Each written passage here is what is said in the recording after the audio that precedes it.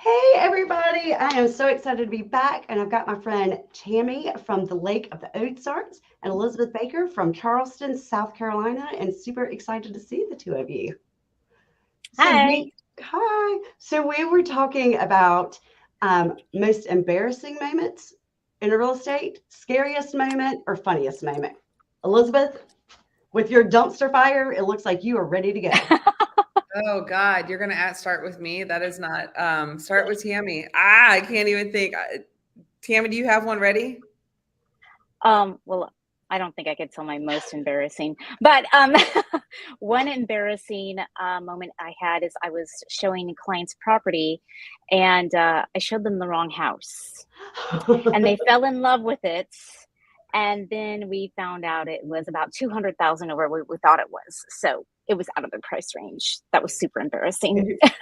I had one recently, and it was such a rookie new agent move, and I was so embarrassed. But it was our average price point's like 400 and 450 here. So this was like a $1.2 million house. I met the people for the first time, showing them these beautiful, gorgeous luxury homes, waterfront homes. And I get back in the car, and they want to tour the neighborhood. They want to get out, walk the neighborhood, walk the trails of the neighborhood, and see the water. And we're doing all of this. And I get back in my car, and I'm like, see, anybody see my phone? And damn if I hadn't locked my phone in the house. So now I can't call the listing agent, and we use our phones to get into the lock Hmm. boxes. So I couldn't get into lockbox. I couldn't call. So I had to borrow my client's phone, Google myself to find my daughter, who is my admin's phone number, to call her to ask her to come and get me, say, get me back. Oh my God, it was terrible. I was so, but my clients thought it was a riot. And we ended up going having a glass of wine later over the water, and they thought it was funny. But I was very humiliated at that moment. Okay, Elizabeth, you always have good ones. Come on, girl, you got this. For embarrassing, the only one, and this is super embarrassing for any of us that it's happened to, and it's probably happened to all of us that've been in the business for a little bit. But if you or your client run to use the bathroom and they did not warn you that the water was shut off, Oh, there is no other way to bond than over turds. Like you have to come up with a plan. So you're like trying to find. So on the most recent one was actually a listing that Bo and I were just staging, and when he rushes in, he has to go to the bathroom. And I think, thank goodness, this time was just pee. But it's brand new construction. This seller never moved in, so it's perfect, pristine, and like you would think the water would be on, right, or that there would be something. So yeah. we also don't have with us, because this was just like the first walkthrough where I didn't have the staging stuff with me, so I didn't have like a vase or a pot or anything. And so we are trying desperately to find a way to get water. And it's not like there's water in the kitchen. There's no water to put water in the tank so that it'll flush down. So we talked to the guy across the street and we got water from him. Okay. So now he already thinks we're a little bit freaking crazy. Then we come back and we're staging, and I had to leave the truck and we went out of town for Bo's 50th. And I said, hey, if anybody complains about this truck being in here, tell them people are staging, whatever. And so the neighbor across the street calls off the number on the truck and says, my dogs think that your face on the back of the truck is a real person, and they are like losing their actual shit. Like they're losing their minds. Can you move your truck? I'm like, I'll be back in town tomorrow. Yes. So get back in town. And then Bo and I, this never happens. I do not have staging mishaps. Brand new construction of all the houses. We're putting a 4-poster bed up, and we both leaned it against the wall, and it collapses and hits the wall. And it also hits Bo upside the head. So he's swelling up and bleeding. And I have to go to the same guy across the street. And so this is now third encounter with the neighbors who already think we're freaking insane, and say, I know we've already bottled water. I know we've talked about the next door guy's dogs. Can I get some ice? Because he doesn't have a fridge because it's new construction. Anyway, yes, a whole embarrassing encounter with all in one listing. It was great. Okay, but so interestingly enough, the neighbor that you went to three different times for the water, the ice, did did he end up like a because a lot of times if something like that happens, I end up getting that person as a client too. So Well, did it? Mhm. it's new construction, so they've all just bought, but Oh, they all definitely saw the staging truck with my big face on it and everything for an entire week sitting there, and the comings and goings. So you know the words on the street, you yeah. know, of who does what. So when those people decide to sell, hopefully they all took pictures of my truck, which is how, I mean, I'll get a call like a year later, like, you Wow. were staging in this neighborhood, and we took a picture. And I'm like, yay. That's like it worked. That's awesome. So, what are y'all seeing in the real estate market? because it is, at least here, it's starting to shift a little bit. And I think we were a little bit slower than other parts of the country. It hasn't really dropped down that much, but we are seeing, I guess, with the interest rates on the rise, we're starting to see that affect us a little bit. What are you ladies seeing? Tammy, you go. Okay. We are seeing a little bit of a slowdown also. I was able to quick grab some stats. Yeah, So we don't have to talk about stats. Just what have you as an agent? You're the top agent there. What are you seeing? It's down maybe like 8%. It's not terrible. Yeah. Yeah. And then are you finding that hesitation from your buyers or sellers? Are they mentioning the interest rates? They are mentioning the interest rates a little bit, but we also don't have a lot of listings to choose from. Yeah, that's how we are. I'm finding that sellers don't want to list because they can't get the same amount of house that they have with today's interest rates. And so they're not in a hurry to list and change properties. Right. Well, I will tell you, so I had mouth surgery done 2 weeks ago, which has been a hell of, just horrible. I've lost 18 pounds in 14 days. I haven't been able to talk. I had 21 stitches. They had to graft it from the roof of my mouth. Bottom line, all of this saying that I've been in a lot of pain.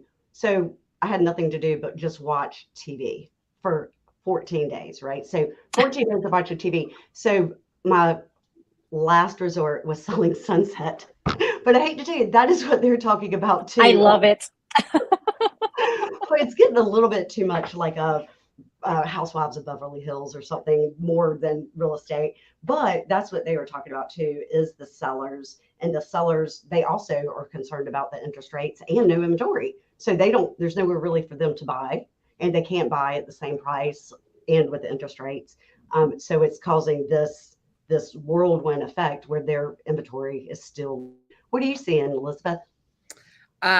So when we were all at R4, I was slammed. I had so many closings that happened not only while I was at R4, but then I went directly to RPAC, and it was just closing. And I was like, yeah. And I remember telling Bo at the time, we've got all this going on, but I don't have anything happening after this all, like nothing. But, generally stuff just pops up and it just is what it is. I said, I'm planning for a slow. So I had all this closing, February, March, especially early March. I said, I'm planning for a slow lower half of March and April, right? All of April. And I predicted it correctly. And I said, Bo, for one time in my life, please, we all talk about doing this and none of us ever follow our own advice. Just tell me to just enjoy it, embrace it. We have a lot to do that month. Let's just embrace it and the work will come. So for once, in the back of my head, I'm not going to lie to you guys. Like I did have that little shoot, but all of a sudden, sure enough, end of April, going into May, it's been insane. Anything that hits the market in my market that's under 400, if it's decent, goes in 2 seconds. My listings, except for that new construction one that I told you kind of was bought, never moved into, it's kind of high priced. Everything's still going super, super fast because there's no inventory. The people asking me to sell mostly are people who are either still trying to cash out on all that good equity that's still there because there is no inventory and we're such a popular destination area. Or it's these people reaching out to me from out of state and they're like, okay, that lull happened, right? That December, January kind of lull. They're seeing that there's no inventory and that they can still recoup that money and they don't want to take the gamble. So they're doing it now. And so those are the people, but I'm getting inundated with buyers, y'all. And I'm always sellers. Last year was 97% sellers. Wow. And I am just left and right buyer, but they're all lower price point buyers. Yeah. So, it's interesting because I did the same thing. I was crazy busy at R4, end of February, 1st March. Then we slowed down and I kind of tried not to go in panic mode. So slightly different because we have 10 agents on the team. So I'm always trying to make sure that I'm supplying enough for 10 families. So I was getting a little bit worried. May, holy cow. I think we had 32 closings in May. But our June is down. We still have a couple more weeks, obviously, but our June is considerably down. Not with prices. Prices are continuing to go up, and buyers are continuing to call, but it's just there's nothing to sell. Yeah. So what are y'all doing to try to get more listings? And I know, Elizabeth, you're getting more calls about buyers, but are you trying to procure more listings or? Of course, but I do it, me and my that's what I'm speaking on in Biloxi. We fly out tomorrow for that regional. Well, I'm glad you're here today. Thank you. Yes. I'm talking about doing the business without spending money and without buying leads and stuff. So just with my visibility and stuff, shame on me. I haven't wrapped my new truck, which is, I can't even call it new anymore. Time has flown this year. I bought it December 31st as a tax write-off, and I'm still not wrapped. And it's partially because Bo hasn't gotten licensed yet. And I'm like, do I wrap with him? Do I not? But in that time, I will tell you, I noticed the difference in how many texts I get, how many people say in the store when they see me, oh, that's you on the truck outside. So for me, it's the wrap vehicles, just staying involved in the community, people seeing me, you know, staging and doing community events and stuff like that. That's how I get my listings. So I was thinking about wrapping a vehicle, but I am not quite out there as much as you. I mean, I am out there, but I'm a little bit more reserved about being out there. Tammy, do you have a wrap vehicle? I don't have a wrapped vehicle either. I'm an aggressive driver. I don't need to have my vehicle wrapped. I was actually getting ready to do a video about why I don't do videos from the car, because I was going to be like, oh, this would be me, like, you know. But Tammy, it looks like you have an Elizabeth's earrings too. So thank you, Elizabeth. Oh, actually, these are Alan Woods. Oh, okay. Well, I have on yours, Elizabeth. Yeah. Alan. So Alan asked my permission to make those, and I was like, hell yeah, because I get a pair, and his are way better. But I will say, mine are lighter. His are heavy. Actually, kind of hurt my ears, so I only wear his if I'm going somewhere that like my plasticky ones don't look as good. But I got these, and I thought you guys would laugh so hard. So the Jimmy Buffett concert, poor guy is in the hospital. So we were supposed to go to that Saturday, and it's like Bo's favorite. So I got the shaker of, well, it's not shaker. That's hilarious. So I'm a salty bitch. So that's what these are. We were thinking about going to that because, you know, you're only 3 hours from me. So we were thinking about going to Jimmy Buffett because my Mark loves it. But I wasn't healed. I was still in pain. And so we do have a couple of people talking to us. So Annette, it is actually a dress. I just got it because I've lost 18 pounds in 14 days because no eating is a real friggin' thing. I could not eat anything, nothing. So it's from Boston Proper. Very cute. I love it too. So thank you. And of course, we've got Bob Little. Love you, Las Vegas, Robert. And good to see you. And then we've got Carol McCain saying, hey, ladies, say hey. So then tell me your advice. What are you telling your sellers and what are you telling your buyers to overcome like the no inventory or the interest rates? Like what advice are you giving your buyers and sellers? You want to answer that one first, Tammy? Sure. So for buyers, you know, just tell them, keep calm. The market's not going to crash, you know, the rates are going to come down and looking for different creative financing ways to help them out. Right. And then as far as sellers, you know, we have properties that, you know, if they're priced right, they come on the market and they're getting multiple offers still. But then there's others, you know, just be reasonable about your price. It's still not, you know, climbing every month. So be reasonable about your price. Don't get discouraged if it doesn't get multiple offers or if it doesn't fly off the shelf in the first weekend.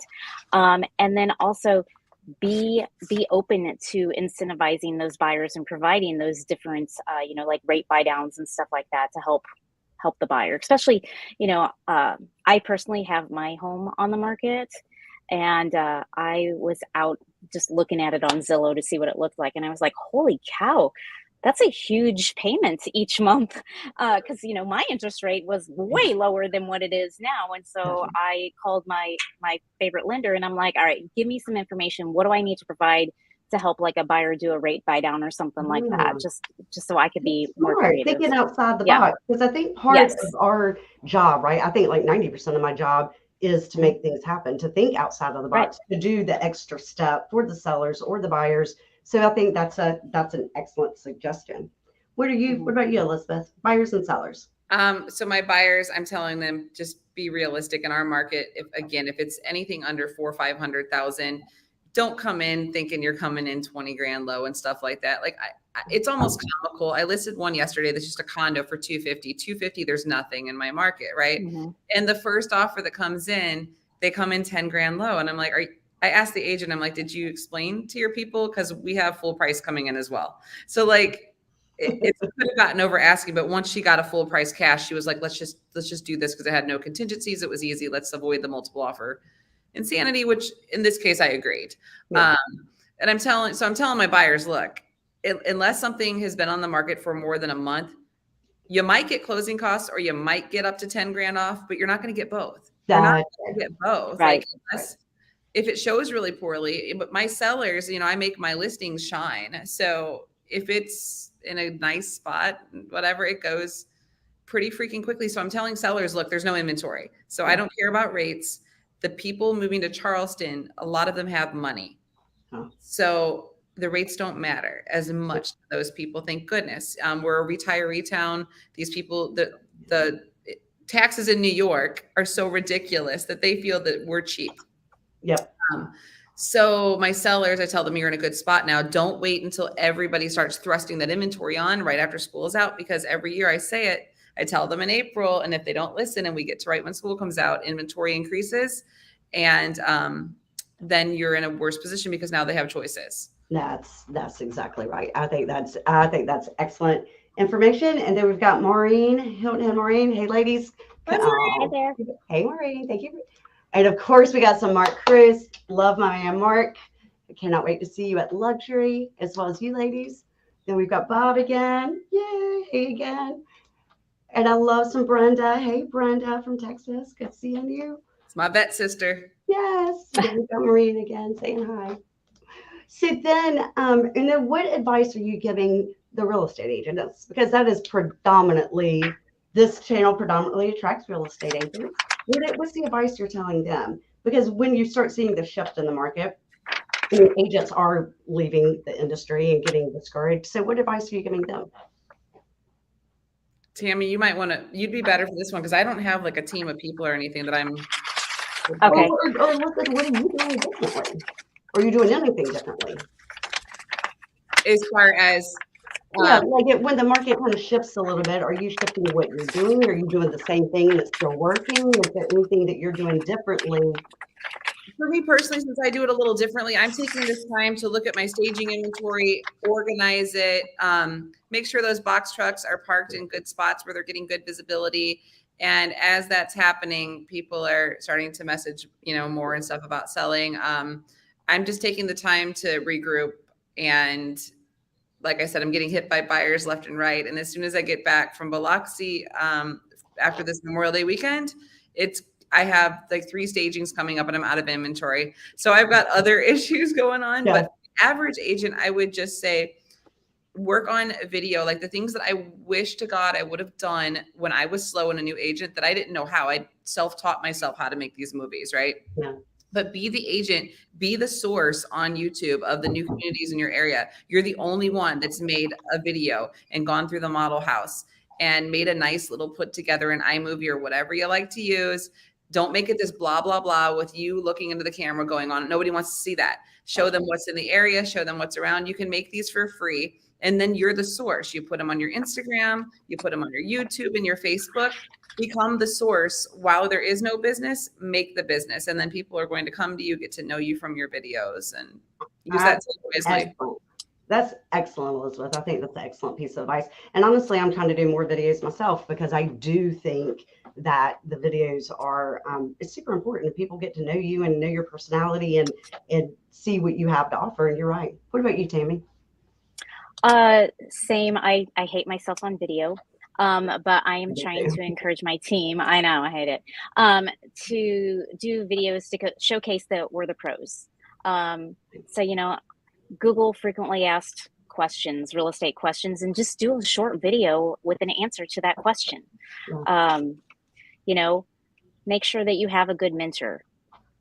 Always know your inventory. You know, our contracts change all the time. I can pretty much recite my contract, you know your contracts, just know your stuff. Take the time now to read over those contracts while you're not, you know, head on fire. And then always just remember to be nice to the other agents, because that's how you get things done. I tell my team every single week, we have weekly team meetings every Wednesday, and I always say we have to respect, be kind, be thoughtful to every single person out there, because it does make it a lot easier when you have a buyer and you're in a multiple listing situation, and that they love you because you have shown them that respect and love and consideration. And it does go a very, very long way. And they know that you know how to get the transaction done because you know the contract, you know the ins and outs of everything. So it's going to be smooth when they choose you. That's, I tell everybody, and especially if it's an agent that I don't know yet. And I've been in the business 17 years, so it's rare that there's somebody on the other end that I don't know. But in the event I'm always like, hey, make sure that your sellers, especially if it's a new agent, make sure your sellers know the personal agent statistics. Because a new agent around here, there's a 57% chance that it's going to terminate within the first 10 days. My personal termination rate is like less than 1%.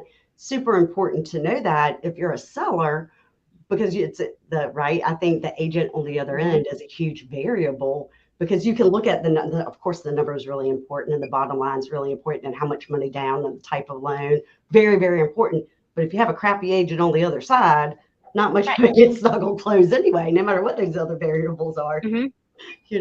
But and Sandy, I was talking about you today. I think your ears must have been burning, but Hottie was in town, and I went out to eat lunch with Hottie and his wife Susan, and we were talking about how wonderful you are and how much we love you in the Charlotte area. So, but in summing up, so any last words that you want to say?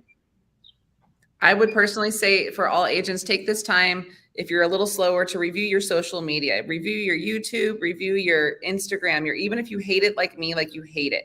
I hate Instagram, but make sure your stuff is current. Make sure when people look at your Facebook, it says your freaking city and that you're with Remax somewhere on that. And a phone number. Do you know how many agents that I've tried to find, and I'll Google them. I can't find them on Google. I'll find their Facebook page. There's no phone number. And it'll take me like an hour. And I'm like, how in the hell could you be a real estate agent when I personally cannot find you? Like, all you can find is their office number. Are you like, oh, and then answer your phone when it rings. Yes. Sometimes it's just a simple thing, right? This is a good time to fix all that. It's never too late. If you're slow, fix it. Get in there and get it. And it's free to make your page a Google business, or what, how y'all can go on there and I forget how to do it, but I did it, and I show up when you Google Charleston real estate. I'm right there on the Google stuff now. So that's right. And it's not really that hard. It takes just a little bit of time and a little bit of tweaking it. And if you're a new agent, you don't have anything else to do anyway, so you might as well have some online presence. And what does it cost? Yes. Zero. That's right. And then the videos also zero cost, and showing that. And I think knowing statistics, and it's interesting because since I've been doing these Monday lives, a lot of agents don't know their statistics. But when I have a new agent that joins the team, I'm like, there's statistics that you need to know, especially if you're a brand new agent, because you already feel intimidated as a new agent, right? So you need to be able to talk, walk the walk. And how can you do it if you don't know what the average price point is? You don't know the average days on the market. You don't know list price versus sales price ratio. You don't understand a contract. You can't be found online. Like, there's some simple things that you could do that is free. That does help you, and it does give you a little bit more of that confidence and that little leading edge. And again, it's about educating the public. Absolutely. Yeah. Well, it looks like, and then Brenda, let's see what Brenda says.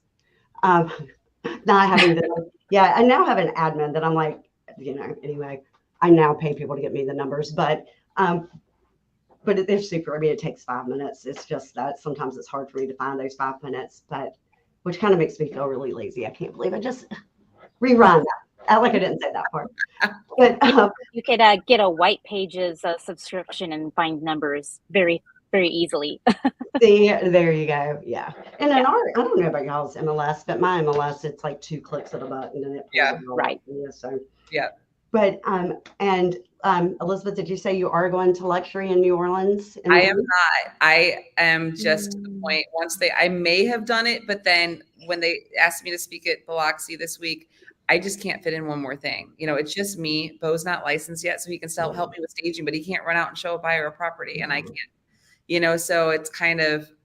We do need to make money. At the end of the day, we all are here to make money. It's sort of important. And I don't know about you guys, and we could go on about this for another hour, but R4 wore my ass out, slap out this year, and then going straight to RPAC. Yeah. I can't. I just physically, I tell people, like, just do what makes you comfortable. If it's too much for you, you don't have to go to everything, and don't get FOMO. It's really okay. You know, if you miss one thing, it's really going to be okay. So I just can't, I couldn't do one more. I was on the fence about luxury, but I really enjoyed it last year. It was one of my favorite ones that I actually took notes and I actually felt like I learned a lot from, and I met a lot of really good people. And so I'm going. So I'm super excited. And Tammy, you said you are going? I am going, and this will be my first time going to that one. So, yes. Are you going to Howard's dinner? Yes. Yes. And I'm bringing my husband with me too. So. Well, fabulous. I was trying to get my daughter to come. It's her 22nd birthday. And she also is the one that helps me on my Facebook and social media stuff. So I was like, it'd be really good for you to be there and meet the people and get to know them and, you know, for referrals and everything else and networking. But she said, Mom, it's my 22nd birthday. And do you think I want to be there with you and a bunch of realtors getting drunk and talking? And she was like, I am sick and tired of hearing about real estate. But I was like, it's New Orleans. Who the hell is like, what fun in New Orleans? Well, I won't skip Elite Retreat for anything. And I know this is so unpopular if anybody up at headquarters heard it, but if I had to skip one, as much as you guys know, I'm a big R4 junkie. I would almost rather put my time into these other ones, like luxury, like these smaller things, and skip R4 if I had to. And that might sound crazy, but I have justification for me because this was just so overwhelming this past year. I'd rather hit the agents that I know that I have more relationships with than all of the agents from all of the countries. You're giving out swag to people that you're never going to get, you know, never going to see again, never talking. No. Listen, I 100% agree with you. This year it was just so big and it was so many people. And I had taken a different tactic this year. And I was like, I'm going to set up breakfast and lunch and dinners and drinks. And I'm going to talk to all my friends. I'm going to spend all this time with all the people that I love and I miss and I never get to see. And what ended up happening is I overbooked myself, which is a self-inflicted problem, right? But as I'm sitting here having lunch or breakfast or a drink, I'm just thinking, oh my God, what time is it? What time's the next thing I have to go to? Yep. And then like the third day in, I completely crashed. I did not make it to the awards banquet. I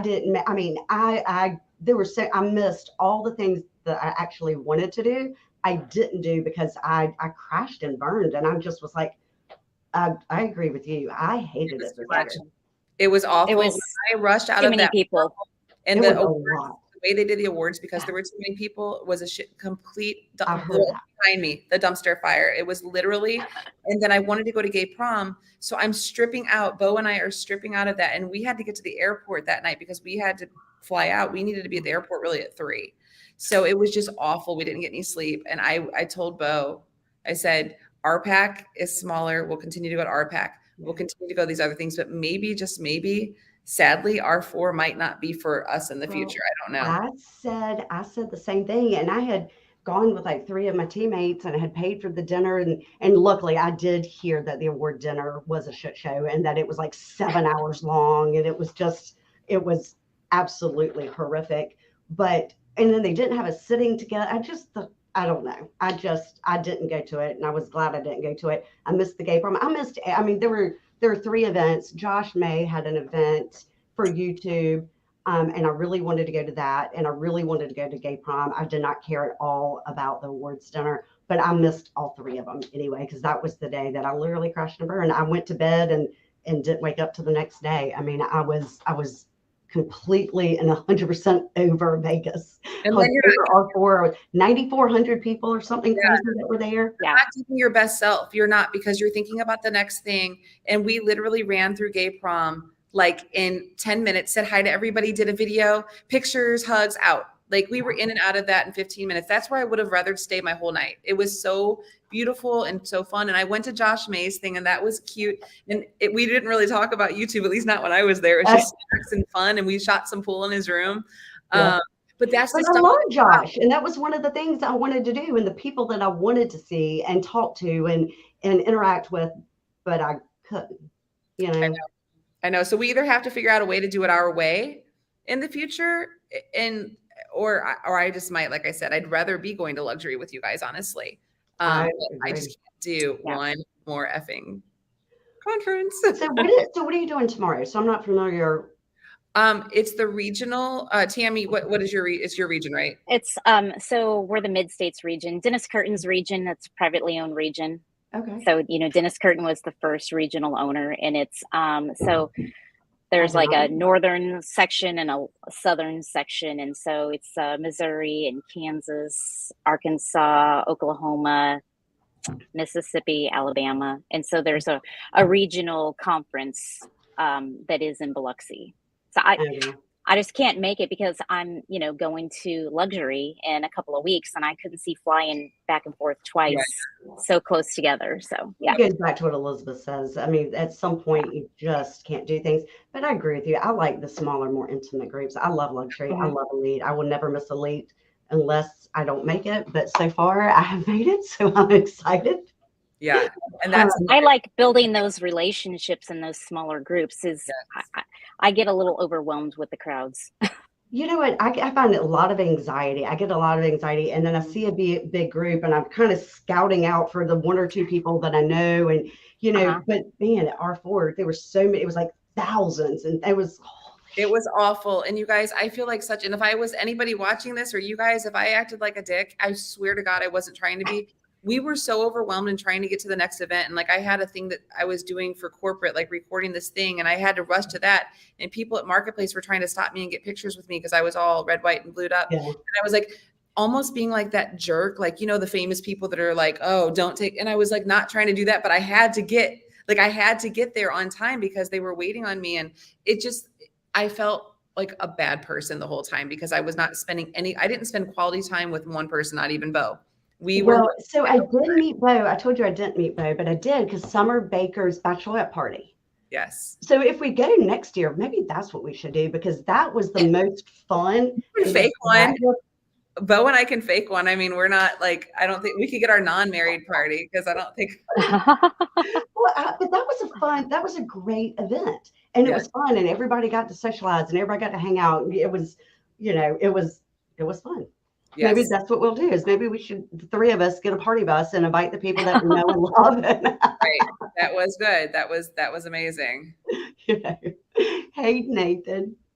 And I had to cancel on Nathan last week because I am telling you, when I thought I was going to die, the gum work that I had done was super, super, super severe. So Nathan, thank you. I got him rescheduled the end of June. I'm sorry I had to push you back so far, but I can't wait to see you then. Okay, I'm going through a couple more that we have. Maureen, love seeing you. She's talking about Summer's bachelorette party. She just liked me lap dancing on her. Yes, she did. I think I have a video of that somewhere.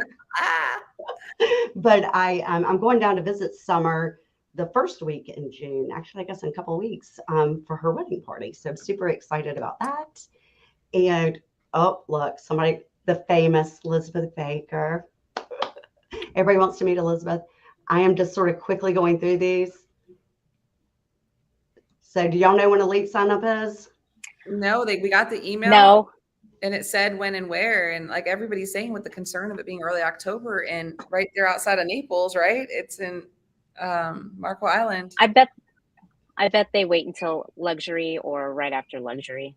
That's just my thought. Yeah. So then one thing at a time. Yeah. So how do people do it early? How do you sign up early when you don't know what you're signing up for? Well, again, you see the dates, right? They've given the dates and they've given the location. So as long as the hotel will let you book the rooms with no penalty, if you cancel X amount of time, you just need to put it in your calendar to make sure to cancel those room dates if you are able to secure. But there's no point in going to any of that stuff, in my opinion. And I know people differ in opinion on this, but when you're going to these events to stay off site, especially if it's a big one like our fort, that's where all the social is happening, is at the bars and stuff. Yeah, and Elite it's so nice because it's such a small group, and that's where I originally met you, Tammy, was 2 years ago, and you were speaking and you did a great job. But did you ever get the picture I sent you? And I always send them to you, Elizabeth, with the things that said Elite. Yes, yes. So I figured Elizabeth got like 12 from me. I was like, here's the whole envelope of all the pictures we took together. And yes, I agree with you. Hopefully no hurricanes. Right. Oh, that would not be good. I know. And then want to know about R forward being late next year. But there was a reason for that, right? And there's something happening in Vegas or Changed hotels. Yeah, I'm thankful. See, I might Mhm. almost want to go just for that. But like I said, if we go this time, I'm not just going to hand out. My swag was super expensive. I did the red, white, and blue socks, and like Yeah, I got one of some. them.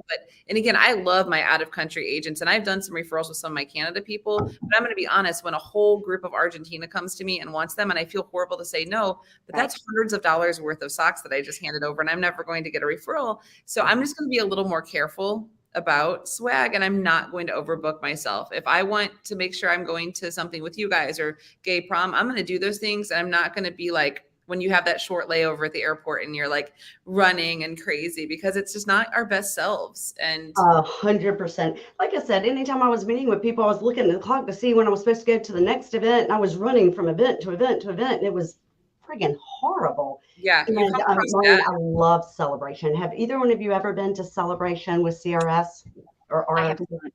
Mm-mm. It is I have not. I am a it is serious, an but no, I have excellent- not been. It is really excellent. So I'm on the board for North Carolina, but it is an excellent, very educational, small event, kind of more like elite or luxury. And I guess this year it's in Vegas. And who's going on the cruise, you guys? The November cruise. I'm I not, because I'm trying to go visit Renee on her Orange Beach thing in October. Like you said, you can only do so much. That's why I had to tell her no too. And I Yeah. would more than anything in the world, if I didn't have kids, or if I was to the point where I was a big team or something. But Yeah. honestly, I just can't. I just can't one more thing. But I had already committed to the cruise, and I felt that would be a break.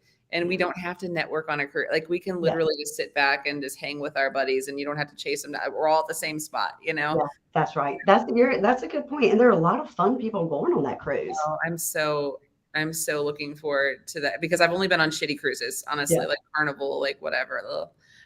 So I'm looking so forward to that experience. Yay. I'm trying to it's fit some November, family it's time in between all of this too. So, Yeah. Well, I have we need to work. And my a daughter, I scuba don't know if diving trip. what'd you say to me? I have a scuba diving trip planned in November to Roatan. So I'm Oh. excited about that. Yeah. Awesome. Yeah, that is awesome. We're trying to get a house in Bald Head for over Thanksgiving, because my daughter, I'm getting ready to have my first grandchild, and she is due in August. So it'll be our first Thanksgiving as a big extended family. So we're trying to get a beachfront house on Bald Head to spend it. So yeah, it does look like I'm making the cruise, but I would love to go. Well, awesome, ladies. Y'all have a great evening, and thank you so much for your time. And I love each of you. Elizabeth, I need to call you. Somebody called me a couple of weeks ago and asked me if I had a Charleston agent. I'm just now remembering it. I need to check. I literally have not been able to talk for 14 days. So I'm gonna call you. I've got a referral coming your way. I need that diet. I need No, the you won't. When I tell you, at one point I went back to the doctor 7 days in, because my whole face, I'll have to send y'all the picture, but my left eye, because I had the whole bottoms done and 2 teeth on the top, but they also found a spot on my cheek that they had to lance. So the left side of my face was worse. So I had a black eye, the side of my nose, all around my mouth, all day. I mean, it was horrible. And on day 7, I went back, because there was a periodontist that did it. And I went back on day 7, and I was so hysterical. I mean, my body was shaking. I was crying so hard, and I couldn't even speak. And my Mark, who is my fiance, was like, he's like, I've been with her 10 years. Dude, I've never seen her like this. Like they put me on so much pain meds that, like, once the pain meds kicked in, like 4 hours later, I was like this. I was like in a catatonic state for like days. And I mean, to the point that I'd be like, oh, it's 9 a.m. It's 5 p.m. And everybody was like, what have you done today? I'm like, nothing. Did you sleep? No. Do you watch TV? No. I mean, it was, but when I went back, the worst part too, the dentist, his hygienist person, she was like, when she pulled up my chart, she was like, oh, honey. She's like, we recommended this in 2 procedures. She's like, you told us not to. We've never done this extensive work at one time. Like so you don't want that diet, because I'm sure once I drink water, I will gain it all right back, because I truly did not eat for 14 days. And like starvation is a real flipping thing. I was starving, but it was, so they cut away the gums on the roof of my mouth, and my kids looked at it for me, my kids that are in their 20s, but they said it looked like a ditch was dug in my mouth.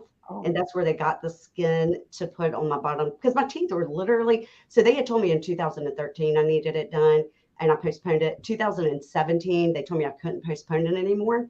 This time when I went back, they told me I had approximately 6 months before my teeth literally started falling out. So it was not optional. Wow. My advice to everybody is don't wait, because it was the waiting that made it so severe. And that's what, so my whole mouth was like, if I could, I would accumulate it to like having 100 open mouth ulcers.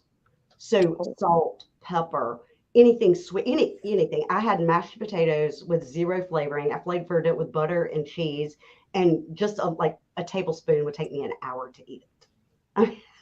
Wow. I'm telling you, starvation was a real thing. Golly. Mother's Day, my kids were like, hey, what do you want to do Mother's Day? And I'm like, nothing. Like, No. I can't. Sit home and do nothing, rub my feet, right? I mean, I don't want to be touched. I didn't want to be seen. I didn't want the dog to jump on me. I just sat in my catatonic state. God. Wow. Sorry. Well, at least you're back. I have 2 days, no pain pills, not even an Advil. All my stitches, my last stitch fell out right before for our meeting. And so, yeah, I'm back. I'm good. That's awesome. Good. So, Tammy, I will see you in a couple of weeks. Yes. Looking forward to it. And Elizabeth, I'm going to find out who that was, and we'll give you a call. Right, and I'll see you guys at Elite if nothing else. Yeah, awesome. Absolutely. Bye. Bye, guys. Thank you Love ya. again. Yeah.